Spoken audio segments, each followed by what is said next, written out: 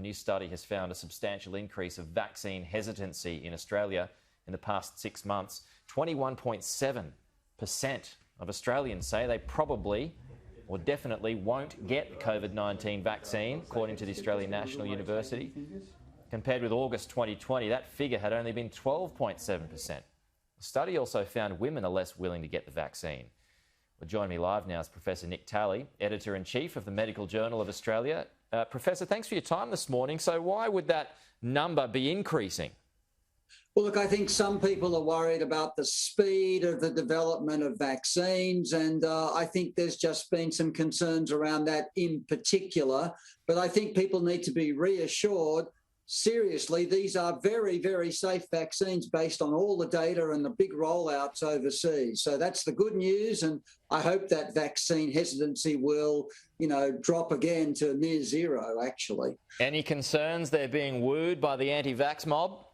I hope not. Look, I know, there are clearly people sharing information online, etc., and social media, which is just wrong.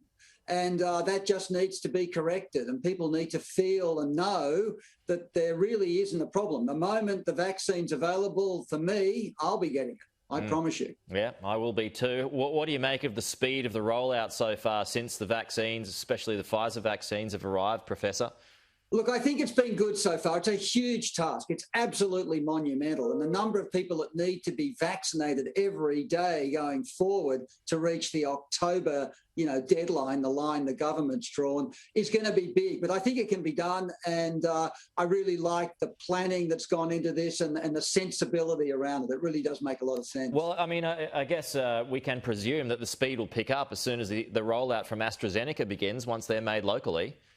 Yeah, I would have thought so. They're going into phases, of course, but yes, I would expect the rollout to increase dramatically at that point. What do you make? There's another strain that seems to be emerging in Germany. They're heading towards a third wave, Professor. This is going to be a kind of a norm. Are you expecting now we're going to be having these new strains and then people are going to have to get vaccinated again to update their defences? It's certainly possible. We don't know we just don't have all the information to be really sure at this stage. Look, the current vaccines will provide probably some protection for most of the strains, the variants that are out there, not all necessarily.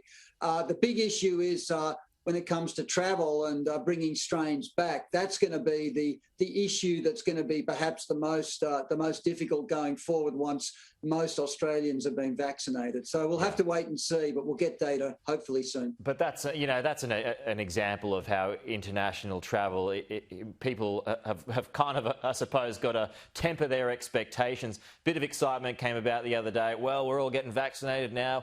International travel can resume, but here's an example of why it can't.